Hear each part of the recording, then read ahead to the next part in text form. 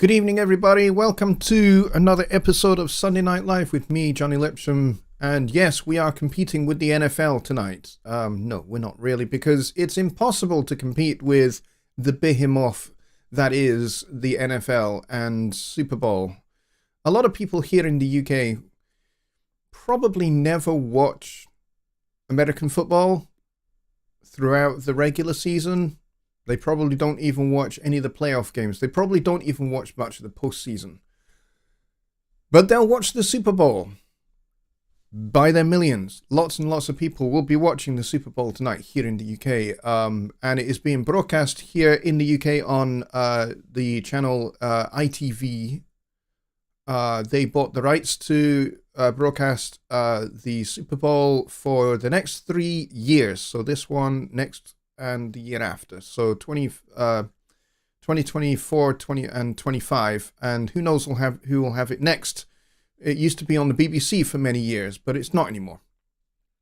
So so I am not expecting there to be loads and loads of people here. That being the case, I would anticipate that we would do a foreshortened show tonight, given that in mind.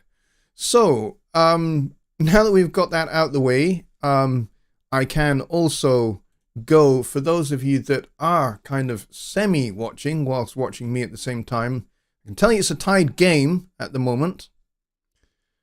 The Eagles were very quick out the blocks with a touchdown inside 10 minutes, and the Chiefs have come back, which is pretty cool. So it's 7-7, and it looks like it's going to be a fairly high-scoring game, I would think. Yeah, there it is. That's the American football part out of the way. I'm probably not going to talk about it again. But yeah. So I hope everybody is doing well and has had a great evening and a great day and a great week. We've only got like a dozen people here, and that's okay. That's okay. I'm not expecting there to be the usual like 25 or 30 people here, which is what we would normally have. So Juan says no Super Bowl here, and Billy says more time to Zoomulate. Yes, exactly. All right, so let's go see who is here, and thank you very much everybody for who is here being here. I appreciate you a lot. You guys are awesome. Whether you've got one eye on this and one eye on the game, I don't mind. I don't care. If that's the way you want to do tonight, that's fine by me.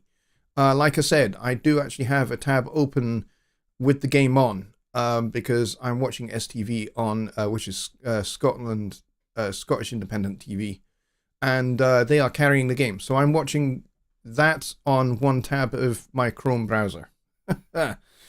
All right, so let's see. Rich, aka My Personas, was the first in the door. He was a hilarious 3 hours and 9 minutes ahead of showtime.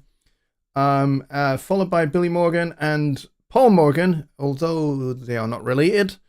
Mike Johnson is here as well. Kyle Drajusiak is here. Shorty Beard. Shorty, good to see you, my friend. I am glad you're here. We have...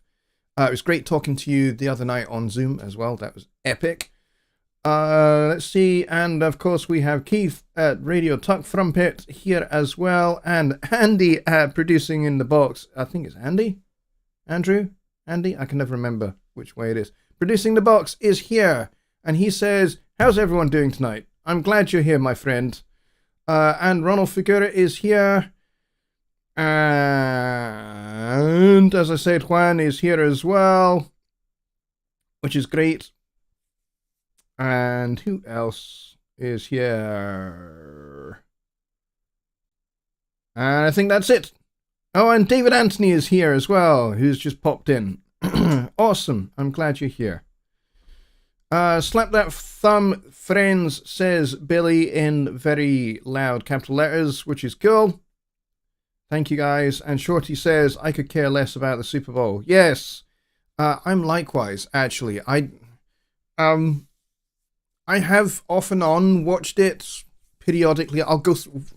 Here's me. I go through periods where I will watch quite a bit of American football, and then I won't for a few seasons, for maybe 4 or 5 years, and then I'll go, oh, I'll watch that again. So I'll start watching it again. I'm the same about ice hockey as well. I for many years was a very avid watcher of the NHL, and would stay up very late into the night watching ice hockey games.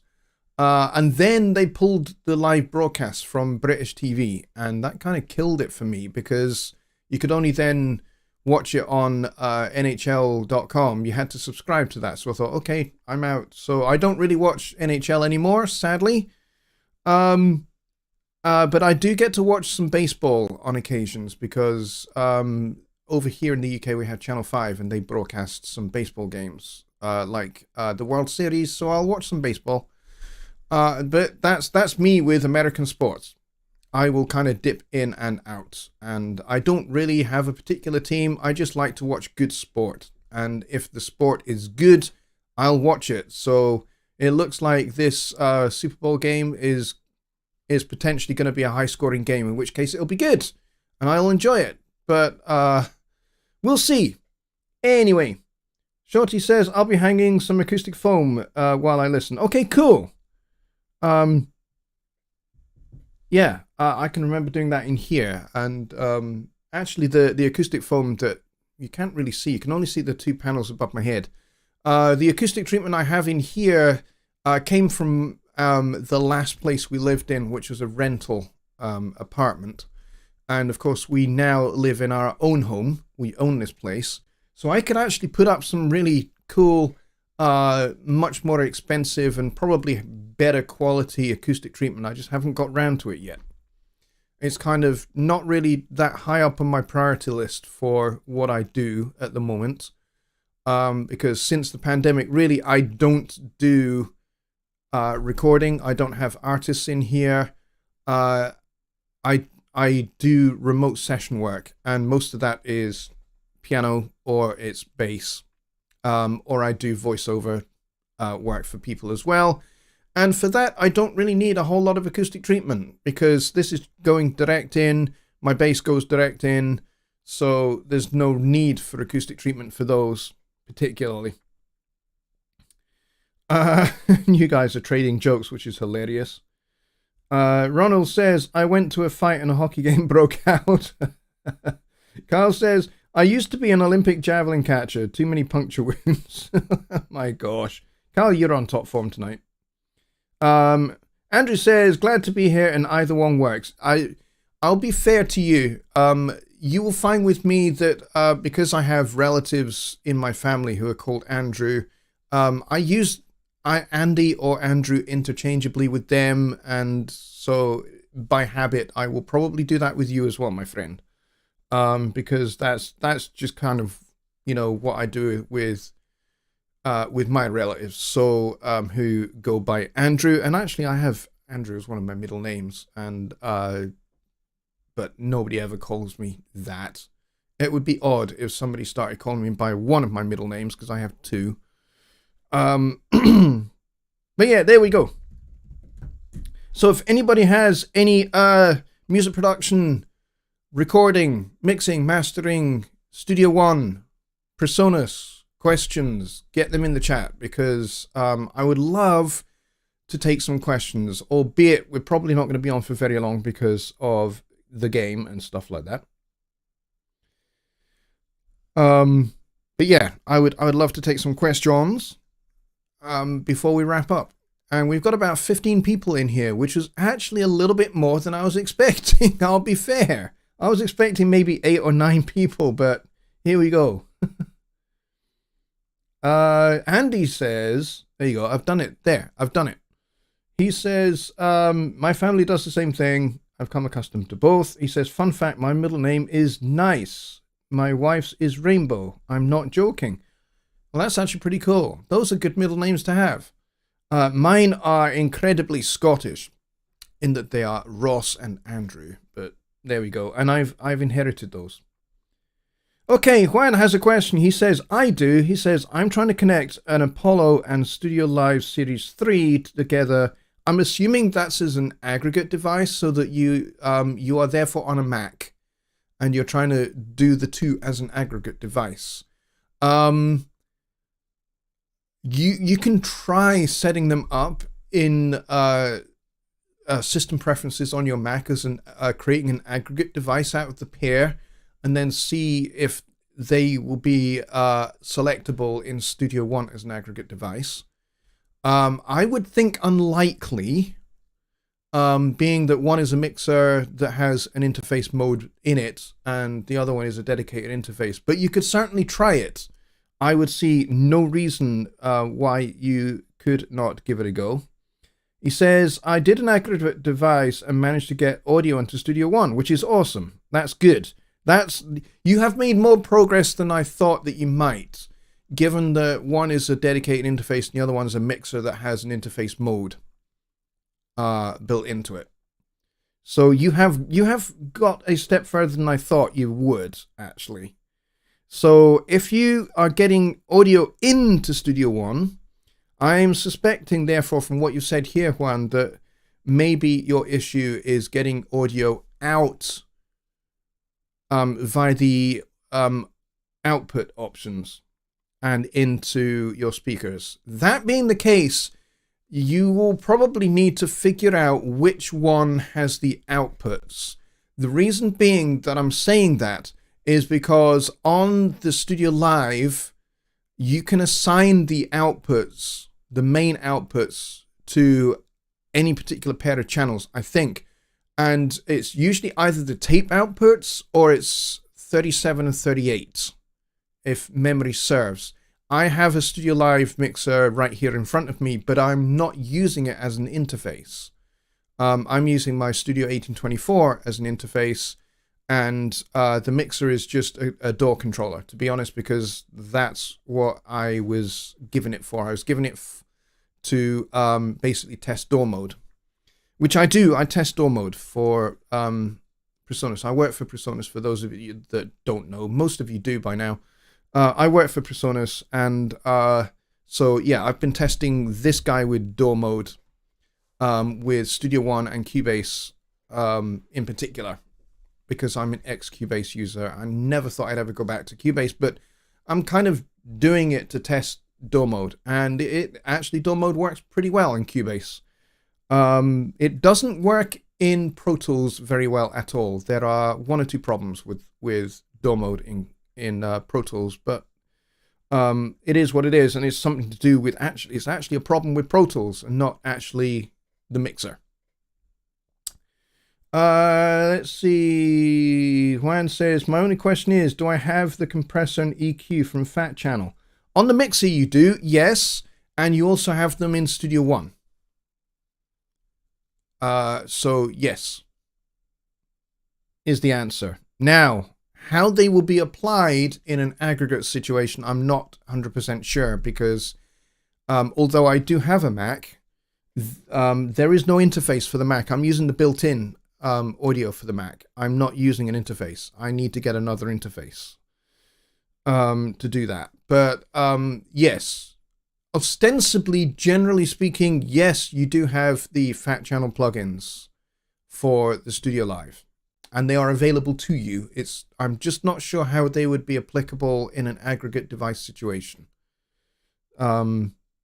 Never actually done that before. So what I recommend is that you make a support ticket, and one of our Studio Live guys will get with you and help you work that out.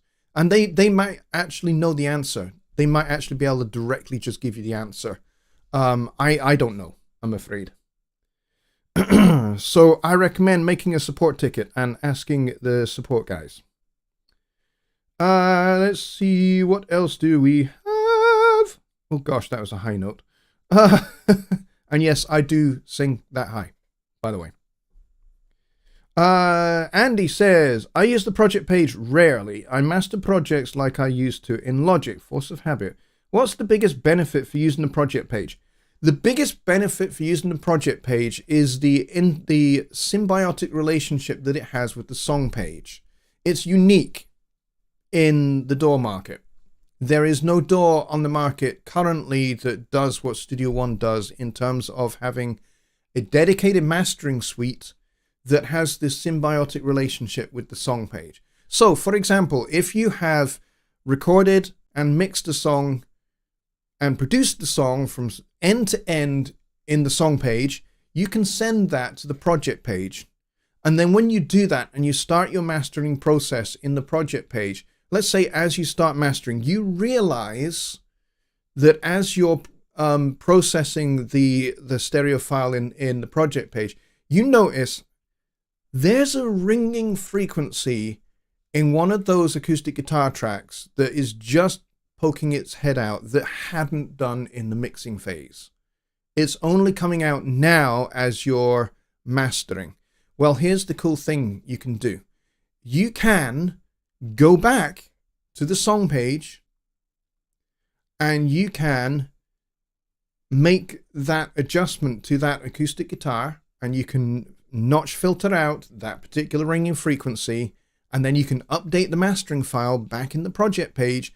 The project page will load the new version of that song. So you go back, you make your change, you hit save, and as soon as you hit save, the project page goes, aha, there's a newer version of this song, and it gives you a red wrench mark or a red kind of indication of some kind. And then you just click on that and it will update the mastering file. And then your project now has the new updated version of the song with that adjustment made. And then you can go, that fixed it. And you can carry on mastering. You don't have to go, I'm going to have to stop what I'm doing, strip everything away, go back to the song, change the song, and then upload a new version to your song where you're doing your mastering and kind of start again. And, drag and drop the new audio file in, swap one out and bring, take the old one out, bring the new one in. It's a lot more seamless. That integration between the song page and the project page is incredibly seamless. And actually that's a really powerful thing that exists in no other DAW. I think Sequoia, way back, attempted to do something similar to this, but it never really kind of worked very well. But Studio One is unique in this respect. But that's a good question.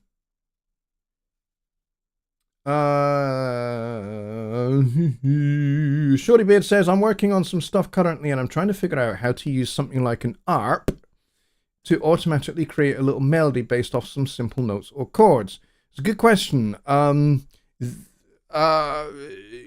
There is an arpeggiator note effects that you can use with virtual instruments. In Studio One, I've done a whole series on the note effects, by the way, on my channel. Go check that out. And there's one on the repeater, the arpeggiator, and the quarter, and the filter as well.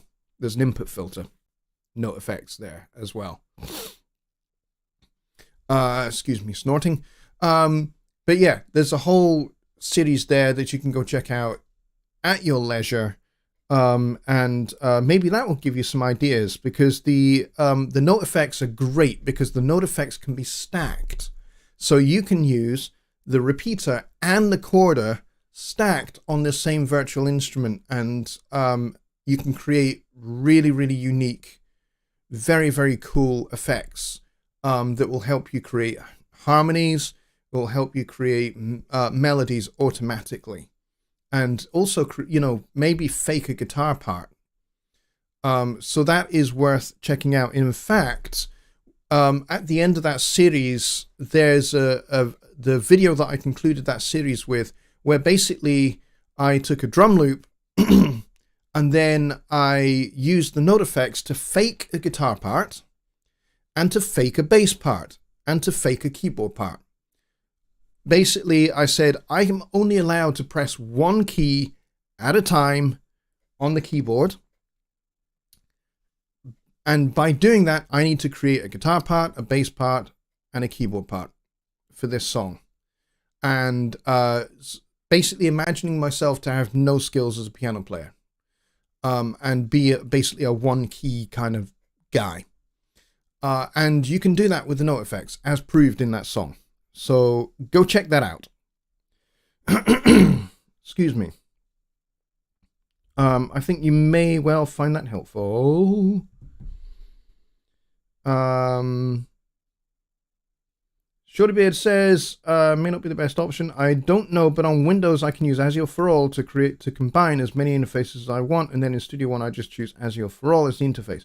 Yeah, that is one way to create an aggregate device on Windows. The only problem that you will encounter, and I'm sure you may well have, is Azure for All can be pretty high latency. It's not necessarily great at being a low latency thing, but it does work. It does work. I would think you could definitely use the fat channel within DAW, but maybe not direct hardware version like built in, since it's an aggregate, but we'll be curious to see what comes of this. Yeah, absolutely. Yeah, please do keep us up to date. Juan, drop me an email and let me know how it goes working with the Studio Live support team. They may well, as I say, be able to give you a direct answer that I can't. And Andy says, oh, that's powerful. Yes, it really is. The song project page thing is incredibly powerful, and has been around, as Shorty correctly says, since version 1 of Studio One. And yes, it's pretty much something that doesn't exist in any other DAW and hasn't done since. And it's like, you know, Studio One is now practically 15 years old, and yet there is no other DAW that's looked at what we doing and has gone, that is a belter of an idea. Why don't we kind of do something similar, but better? Nobody's done it. I don't understand. I don't understand why no other competitor DAW has gone, that's a belter of an idea. Let's kind of borrow it, but kind of take it to the next level. And they just haven't. Nobody has. Nobody's even tried to have an integrated mastering suite in their DAW. I find it most curious. I would have thought somebody like Avid would have gone, heck yes, we must have that for Pro Tools because it will ensure Pro Tools stays the industry standard that it has been for the last 35 years. Avid have not done that. I don't know why. But it is curious. Mike says, I suggested someone join with a song question and figured you'd be able to answer the question. They originally posted it. I saw that question actually. After you mentioned that, I went to go find the question. And I did answer it in that thread, but yes, they are absolutely more than welcome to come on the show and we can expand a little bit more than you can with typing things out, especially with my typing, because I type faster than I can think, which means I tend to make lots of typos and then I have to go back and correct them all. It's a pain in the butt. But yeah, that's kind of just what I do. Okay, that's a good little flurry of questions. If anybody has anything else that they want to ask, you can certainly do so. And I'd be very happy to answer them. For sure. Old School Funk and Soul is here. Old School Funk and Soul is here. Used the video audio edit and it worked great. Awesome. Yes. I'm assuming you're talking about the new video track in Studio One, which is really, really cool in Studio One 6. The video track, I made a video on that as well. And it's really, really great what you can do with it now. So much better than just having just the video player, and you have to kind of guess where to put things in your, you know, if you're doing sound design for a video and you need to line up sound effects with a particular frame of the video. It was very tricky to do it in previous versions, but now much easier because you can see the darn thumbnails in the video track, and it's much easier to line things up because you can set the timeline to frames, and you can basically, you know, move the cursor frame by frame, and it just makes doing that kind of thing a lot easier. Keith says, I do the same thing. Type faster than I can think. Yes. Oscar Von Sol says, just checked in briefly before halftime show. Oh yeah, who is it who's on the halftime show this year? I can't remember who it is. Anyway, Andy says, gotta get heading out. Thank you for your answers and for having this show. It's truly a joy weekly for me. I usually have to catch the replay due to my schedule. Andy, no problem, mate. And we should do a Skype call or something offline. That would be really great when I'm not on the air, and we could chat and share ideas and that kind of thing. But yes, looking forward to new stuff on your channel because your videos are really, really good, and your channel does deserve some loving attention from my audience for sure. So if you are not subscribed to Producing in the Box, go over there when we're finished here, and go and hit that subscribe button on his channel, and go and hit that notification bell as well. That way you don't miss any of his content. And if you've not done that on my channel, do that as well. Hit the subscribe button, hit the notification bell. Especially those of you that are subscribed but you haven't hit the notification bell. Hit that notification bell. That way you don't miss anything that I put out. And I've got a whole bunch of things coming this year. I know we're into like the second week of February, but yes, I have got a whole bunch of things that I am working on that I'm going to be putting out in 2023. It's going to be very, very cool. I can't wait to get that content out to you. I'm not going to spill the beans because that would be unfair. So I'm not going to do that. I think I have your email. Yes, you do. You do have my email. But yes, if you go down to the website address down there, jonnylipshamstudios.co.uk, there's a contact form at the bottom of the page. So if you forgot my email or you can't remember whether you added it as a contact or not, then fill out that contact form and that will send me an email. It works just great. Let's see. Keith says, I need a commercial from you for your channel, for my channel. It's free. Yes. If you want to get advertised on Radio Tuck Frumpet, then please do contact Keith if you've got a wee commercial. I'm sure he'd appreciate that. All right. I'm not really seeing any more questions, and it's Rihanna doing the show. Oh, that would be good.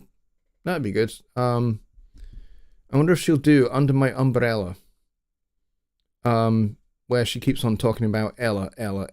I don't know who Ella is, by the way, but Rihanna really wants her to stand under her umbrella. So hopefully Ella will answer that call.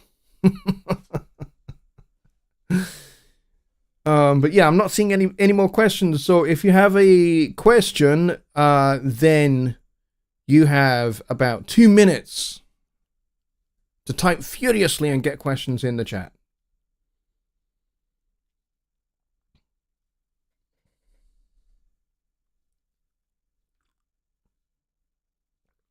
Oh, good question.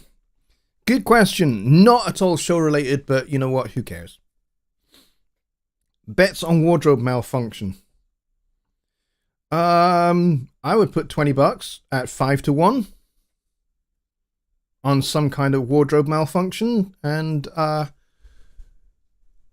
it could be quite entertaining for some people.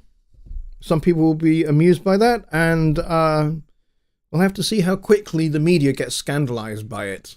That would be the more entertaining part for me, is watching the media have a complete hissy fit to itself over a wardrobe malfunction, like they did with, I think it was Janet Jackson when she had her wardrobe malfunction, and the media went absolutely apoplectic and you know, kind of with complete lack of self-awareness of how hypocritical the media was. It was hilarious. It was very, very entertaining. I think anyone want to Zoom, or will everyone be watching? I'm up for Zooming. I'm absolutely up for Zooming. For sure. I am not working tomorrow. I am on holiday. Yay! I'm on holiday for 3 days. So I'm definitely up for Zooming. For sure. So stick the link in here, Mike. And we'll see how many people can be gathered. That would be cool. And also see how long we can run this damn thing for. But yeah, I'm not seeing any further questions. So there's the link. Rich says, I'd love to see some development on sound variations. It's already very useful, but a little push on it would put it past other DAWs. Negative track delay per variation. Yes, I absolutely wholeheartedly agree. And I know somebody else who is also a Personas contractor who very, very much agrees with you, for sure.